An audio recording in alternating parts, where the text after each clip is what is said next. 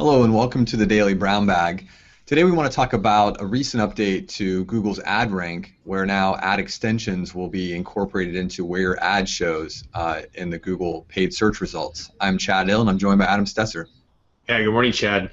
Ad rank. Wow, this is a fun new term. Okay, we're talking about Google AdWords and advertising on Google. First, a few stats. There are over 1 million advertisers using AdWords. So these are people bidding for position to advertise through Google. And with over 1 million advertisers, there's fierce competition to get your ad to be shown the most. You'd think, it's pretty simple. Put in money and you get your ad shown. And actually isn't that simple.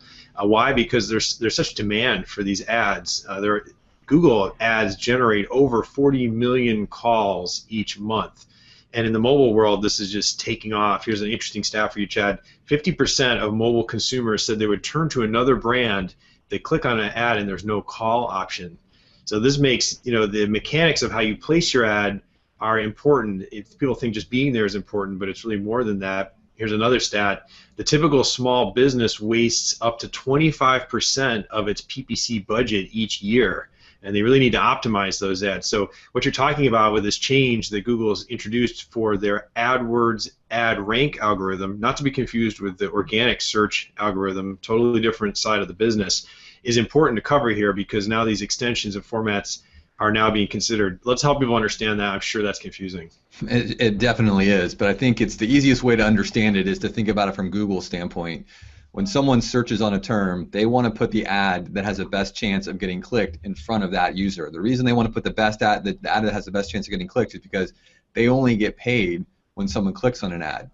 So what they started with was first, who pays the most per click, right? So if I bid a lot of money, I could get a higher ad rank and show up higher than my competitors. But what they quickly realized, and this is a long time ago, is that, hey, one person's ad, if it has a much higher click-through rate, Google may be better off actually putting that at higher up than someone who's willing to pay more because they only make money when someone does click on it. So what this latest twist is added in is that they're now saying that we have all these little enhancements to the ads that you can add to your ad. Things like showing a mobile number, or maybe showing your local address in the ad, or showing your review data in the ad. And so what they're saying is that now a third element is going to be incorporated into whose ad is shown, what you're willing to bid, what your historical click-through rate or quality score is, and then now whether you're using all the bells and whistles Google has. Because what they're saying is if you use our bells and whistles, you have a better chance of getting a click, which is good for us and of course good for you.